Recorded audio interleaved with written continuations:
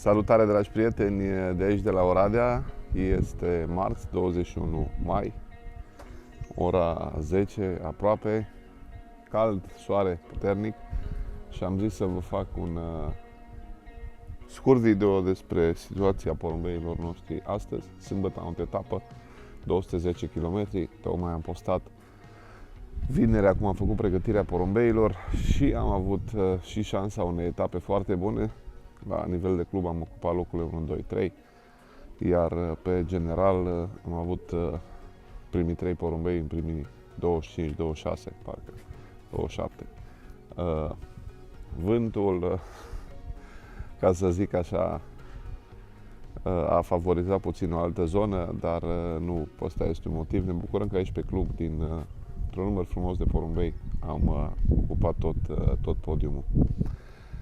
Recuperarea porumbeilor am făcut-o clasic, găsiți filmare în videourile anterioare. Am mai făcut un lucru special să vedem ce efect va avea în săptămânile următoare. Încă de la separarea porumbeilor, lucru pe care nu-l fac de obicei, dar am considerat că e oportun de data asta, am făcut porumbeilor un tratament în ghilimele, până la urmă, că nu e un tratament medicamentos. Am tratat porumbeii cu Triconatura, iar pe boabe am pus, atenție, ulei de cocos. Ulei de cocos e un antifungic, un anticandida, iar uleiul de nim din Triconatura este la fel un anticandida și un antifungic.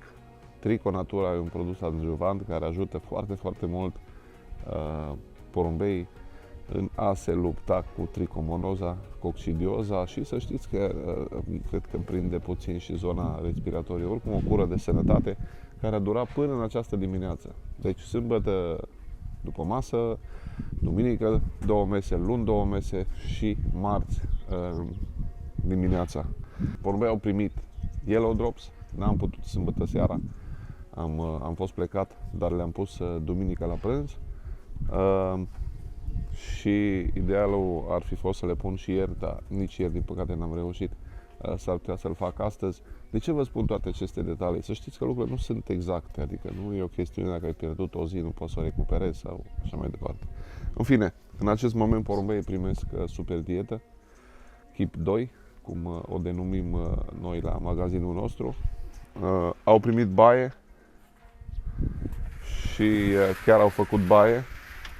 După etapă n-au avut chef să facă baie, dar azi au făcut cu plăcere. În același timp, duminică nu i-am lăsat afară deloc.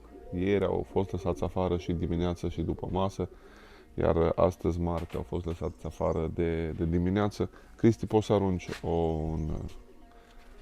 o cameră, era să zic un ochi, da.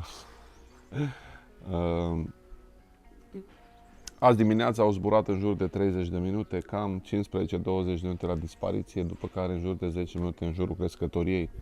Nu forțăm porumbeii foarte mult, încerc să le urc condiția foarte încet pentru a putea performa și în partea a doua a sezonului, ca să zic așa, să nu-i aducem într-o super formă prea repede.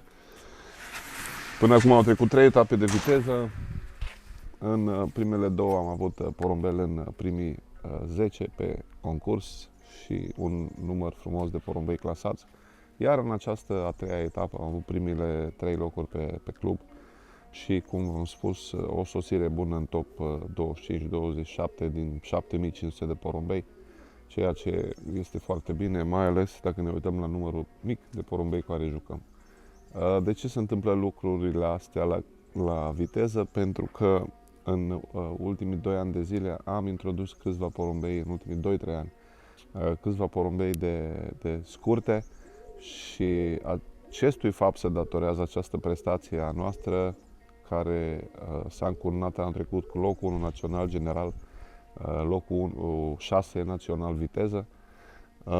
A fost un ciclu, am vrut să văd cum percutează porumbeii păsările de general, 100-700 reproduse anul acesta.